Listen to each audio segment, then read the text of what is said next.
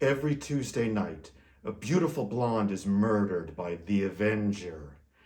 When a mysterious stranger moves in with Daisy Bunting and her parents, his nighttime outings arouse suspicions.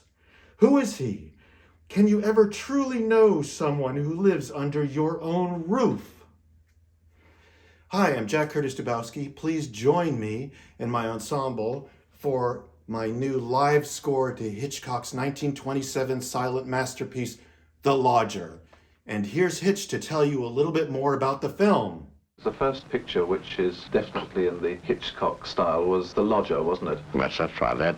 That picture showed a strong German influence, which I had acquired by working at the Ufer Studios, Berlin, in their heyday. That was one of the finest studios existing in Europe at the time.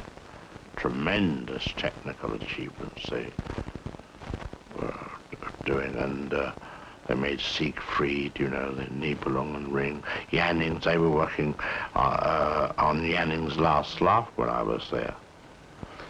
Was it chance that your first film, this first important film, was about murder most foul and in quantity, or was that already the way you saw your career and your interest in films going? I was interested in the macabre, but I think that was an English thing, you know.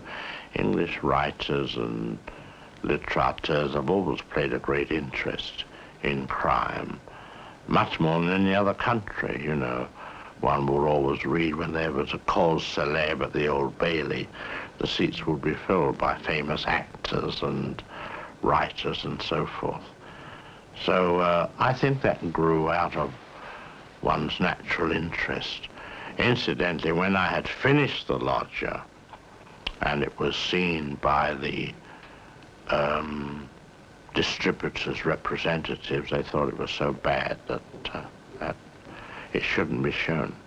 This was because it was out of the present-day idiom of... Oh, it was, I understand that the director that I had been working for was looking at the rushes and reported to the producer. He said, I don't know what the devil he's shooting. I don't understand a word of it.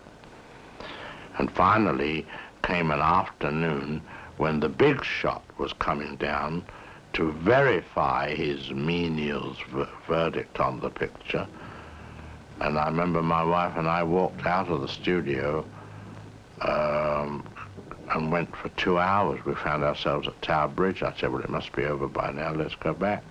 Hoping, of course, this is the most suspenseful moment I've ever had, to go back and find smiling faces, it's all right, he likes it, but not a bit of it. He confirmed it, and they put the film on the shelf.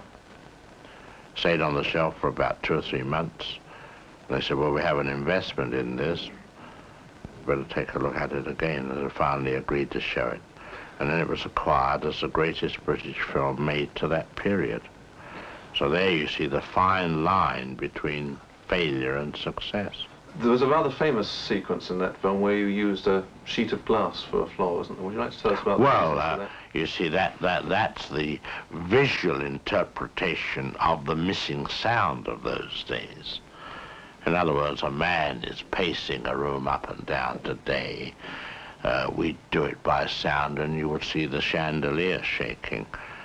Well, the substitute for that was a visual impression of the room above, and you saw the soles of his shoes and the full length of his body and the ceiling of the room beyond as he paced up and down.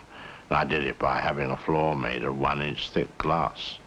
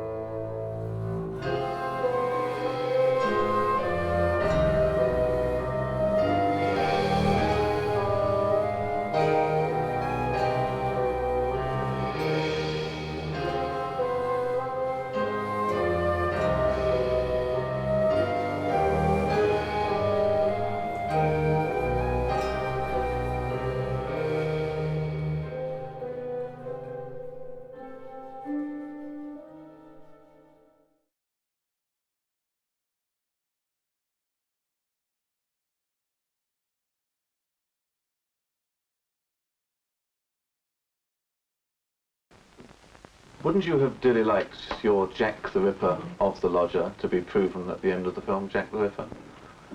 Of course.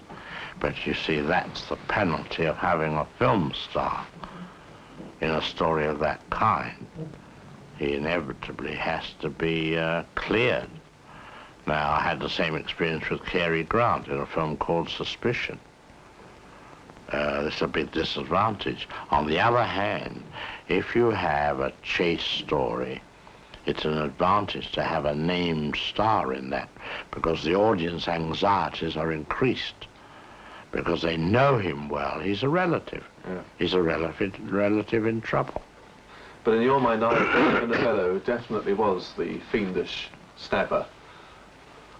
Well, he had to behave like one, so the excuse was given that he was a nervous, almost a schizophrenic. He was a man who was a brother of one of the victims and really had gone off his head. But these are rather clumsy sort of excuses. Strictly speaking, you should not have a matinee idol in a role of that kind.